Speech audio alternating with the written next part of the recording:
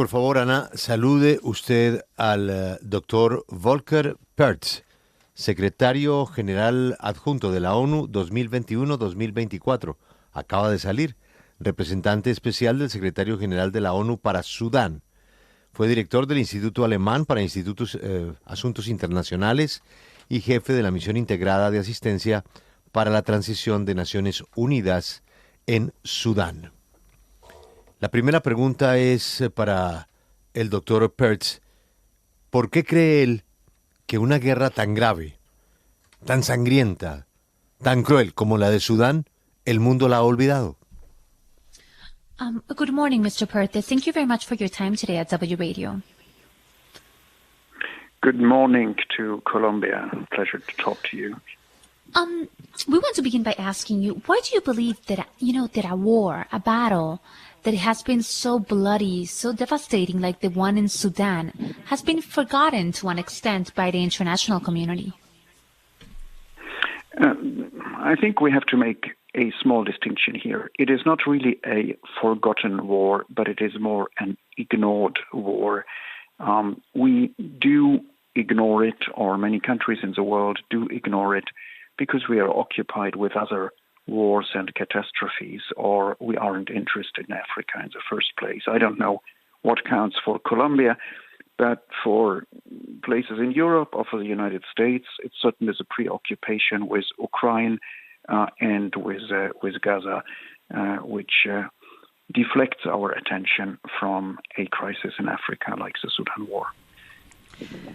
Cree que hay que hacer una distinción pequeña, y es que no es una guerra olvidada, sino una guerra ignorada. Y muchos países del mundo ignoran lo que está pasando en Sudán porque están ocupados con otras guerras o catástrofes en el mundo, entonces tienen poco interés o menos interés por África. Entonces nos dice que a lo mejor Europa y Estados Unidos se preocupan más por lo que está pasando en Ucrania, en la Franja de Gaza, y le prestan menos atención a lo que está ocurriendo en el continente africano, como es el ejemplo del conflicto en Sudán. ¿Y cuáles son las principales consecuencias de esta tragedia, de este conflicto en Sudán? ¿Y cómo responde el que estuvo en la ONU encargado de ese país? ¿Cómo responde la ONU a estas necesidades? What are the biggest consequences for Sudan for this ongoing conflict? And since you have been at the UN, how does the UN respond to all of this? Okay, two questions, and let me try to answer both of them. First, the consequences for Sudan are really horrible. We are seeing the biggest, or one of the biggest, humanitarian crises worldwide unfolding in Sudan right now. There are about 7 million people who have been freshly displaced in Sudan. They have lost their homes, many of them for the second or the third time, and about 2 million Sudanese looking for refuge outside the country. What is probably more important even is that the future of this country is being destroyed if the war carries on. Children don't go to school. Farmers cannot seed. People will go hungry later this year because humanitarian access is not guaranteed. What does the UN do? In the first place, of course, humanitarian access is now in the front of the activities of the United Nations. We do no longer have a political mission in Sudan as we had when I was head of UNITAMS and special representative of the Secretary General, and we could try at least to display our good offices and work for de-escalation. Which, of course, did not lead to an end of the war. We did not succeed in that.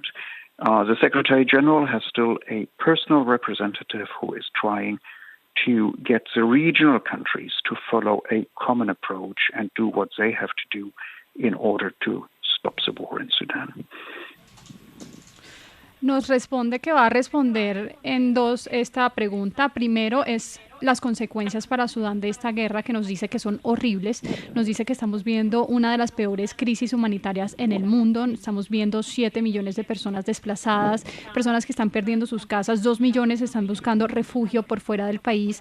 y lo más importante es que hay que garantizar el futuro de este país que pues se va a destruir por completo si la guerra continúa, si los niños no van a la escuela, si los campesinos no pueden ir a cultivar, pues la gente se va a morir de hambre, el acceso humanitario no está garantizado y por eso esa es la, digamos, prioridad de las Naciones Unidas en Sudán en este momento y es la actividad en la que se centra su presencia allí, en que tengan acceso humanitario. Nos dice que cuando él era secretario general adjunto de la ONU, pues sí tenían una oficina política que pues trabajaba para desescalar este conflicto, pero ahora el secretario general sí tiene pues un representante que está instando a los países a seguir una aproximación que logre hacer todo lo posible para acabar con este horror en Sudán. Quiero preguntarle desde Washington, recientemente el presidente del Comité de Relaciones Exteriores del Senado, el senador Ben Cardin, hizo un llamado al presidente Biden a abordar urgentemente la crisis humanitaria en Sudán. ¿Qué piensa él justamente de eso, del manejo que le ha dado la administración Biden a la situación en Sudán?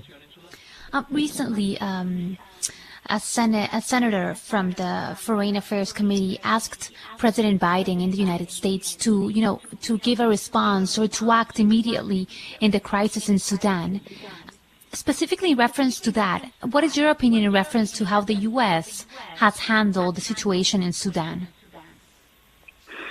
Well, to be honest here, the U.S. has not been very much involved in Sudan. When I was still there before the war broke out and in the beginning of the war, I cooperated closely, among others, with the ambassador of the United States. We tried to weigh in with the warring parties or with the conflict parties to make them desist from going to war. But honestly, that was only an ambassador, as other ambassadors, and in the capital level, or from the capital level, from Washington, the level of engagement never went beyond an assistant secretary of state. Now, more recently, the United States have appointed a special envoy, but it is not really clear who he is reporting to, probably also only to the mid-level in the State Department. So the U.S., and I said that before, is mainly occupied with other crises in the world, and Sudan is not at the top of their priorities. I do understand this because Ukraine is important, Gaza is important, but honestly, given the humanitarian suffering and also the risk that Sudan is breaking together, and we will have a zone of instability reaching from the Sahel to the Red Sea, would deserve more attention from the United States. Estados Unidos no se ha involucrado lo suficiente en la crisis en Sudán. Nos dice que cuando él estaba ahí en Sudán, antes de que toda esta guerra estallara, pues en el comienzo de todo cooperó muy de cerca con el embajador de Estados Unidos allí para poder llegar a un acuerdo entre las partes y que no continuara esto o no escalara mucho más. Nos dice que pues querían desistirlos de ir a la guerra, lo cual no fue exitoso, pero nos dice que eso fue solo la actuación de un embajador, como muchos otros que pudieron colaborar en ese momento. A nivel de Washington, el compromiso no ha sido, digamos, del más alto nivel. Nos dice que recientemente Estados Unidos delegó un enviado especial, pero pues no está claro aún quién es ni cuál es el nivel dentro del Departamento de Estado. Nos dice que o nos reitera que Estados Unidos está ocupado con otras crisis y guerras en el mundo. Sudán no es la prioridad, lo entiende porque pues ahora mismo el foco está en Ucrania, está en Gaza, que son muy importantes, pero pues sí llama la atención sobre el sufrimiento que hay actualmente en Sudán, el riesgo que se está llevando de esa desestabilización y crisis en Sudán, así que merece para él mucho más atención de los Estados Unidos. ¿Y qué rol ha jugado Rusia en este conflicto en Sudán y cuáles son sus principales intereses en la región? Can you share with us about, what are Sudan's biggest interest in the region? Sudan's biggest regional interest? You mean Russia's biggest interest? Yes, my apologies. Yes, Russia's biggest interest.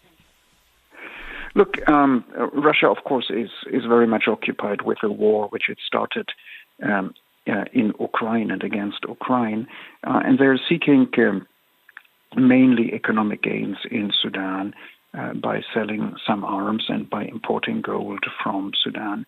More recently, they have also shifted their support a bit to the military government in Port Sudan and gotten an agreement in principle, nothing is signed yet, but an agreement in principle that they could open a naval base on the Red Sea shores of Sudan in the future. That would be a strategic interest, but I don't think it is for immediate consumption, as it were. That's more a long-term strategic goal of the Russian Federation.